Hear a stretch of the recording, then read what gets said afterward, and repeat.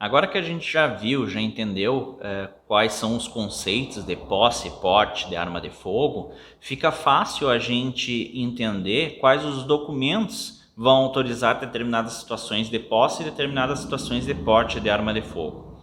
O primeiro deles, o primeiro documento que autoriza o cidadão a ter a posse de uma arma de fogo é o CRAF, Certificado de Registro de Arma de Fogo, expedido pelo SINARME, expedido pela Polícia Federal.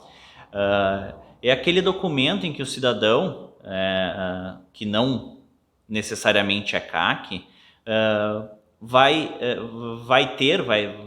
obter da Polícia Federal quando ele for adquirir ou transferir para o seu nome uma arma de fogo cuja principal finalidade é a defesa. Tá? É o registro mais conhecido de arma de fogo.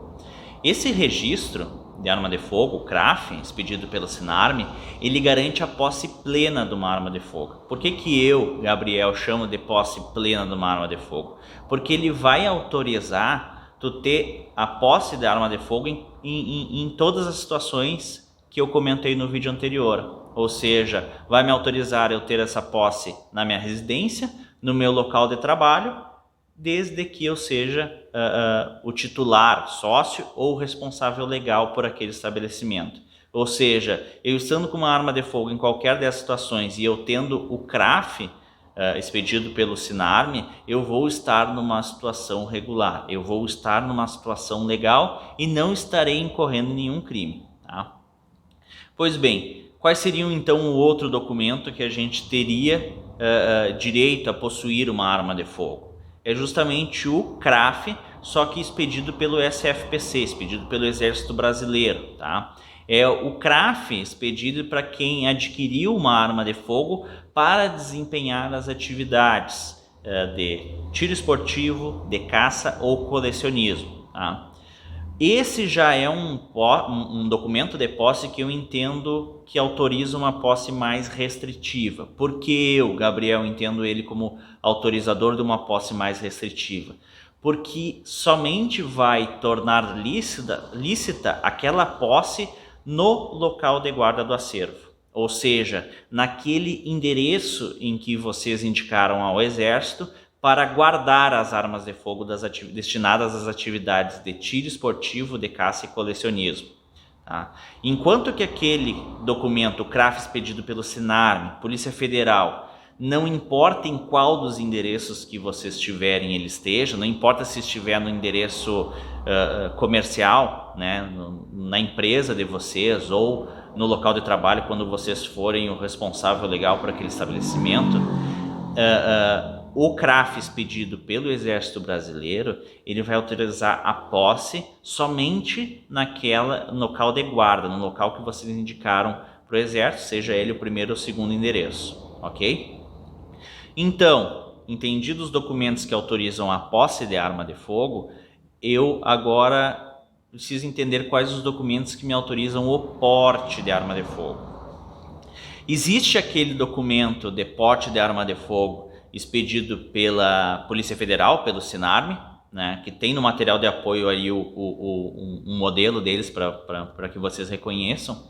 Esse documento ele é expedido com a principal finalidade de defesa, né? Ou seja, o titular do porte de arma de fogo exercer legítima defesa ou estado de necessidade, tá? Tanto em benefício dele ou de terceiros. Tá? Então ele é um porte um pouco mais amplo, embora ele tenha algumas restrições, ou seja, que tu não poderia entrar em estádios de futebol, igrejas, escolas, ele permite que você transite em via pública com uma arma de fogo sem necessariamente estar vinculado a um destino. Tá? Por que sem necessariamente estar vinculado a um destino? Porque o próximo documento que autoriza o porte de arma de fogo seria justamente as guias de tráfego. Tá? O que são essas guias de tráfego?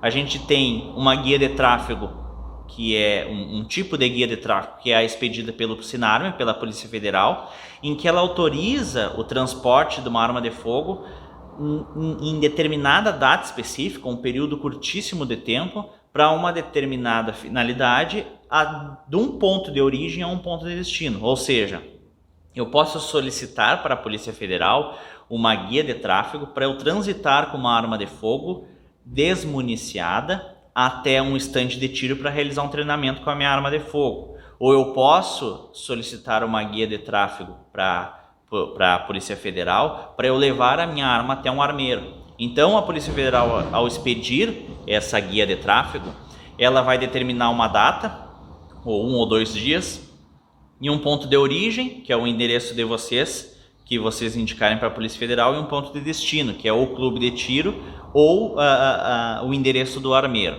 Tá?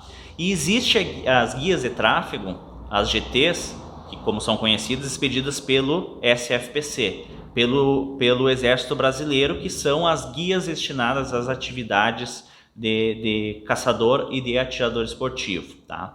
Essas guias elas são um pouco mais amplas do que as guias expedidas pela Polícia Federal, porque o prazo delas já é bem maior, de cerca de 3 anos, bem como a vinculação de itinerário dela do local de guarda do acervo, vocês podem ter o primeiro ou segundo endereço, até, no caso dos atiradores, estandes de tiro para treinamentos e competições, ou no caso dos caçadores, o local de guarda do acervo até locais de caça.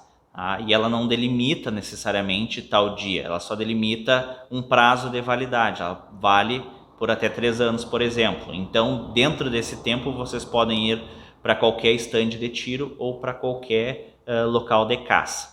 Tá?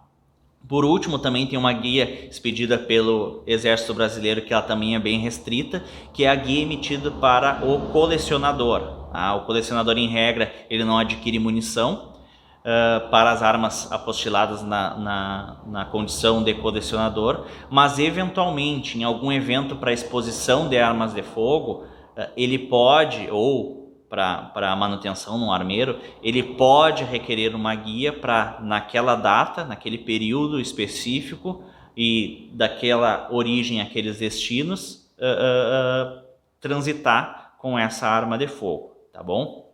Então, estes são os documentos que autorizam tanto a posse de arma de fogo quanto o porte de arma de fogo. E observem que determinados documentos não autorizam a posse plena ou um porte pleno de arma de fogo. Se, por exemplo, vocês estiverem com o CRAF expedido pelo Exército Brasileiro, estando na posse de uma arma de fogo no local de trabalho, entendam que vocês estarão numa situação ilegal. E agora, na sequência, no próximo vídeo, a gente vai ver especificamente quais crimes então estaremos cometendo e a que penalidade estaremos sujeitos, ok?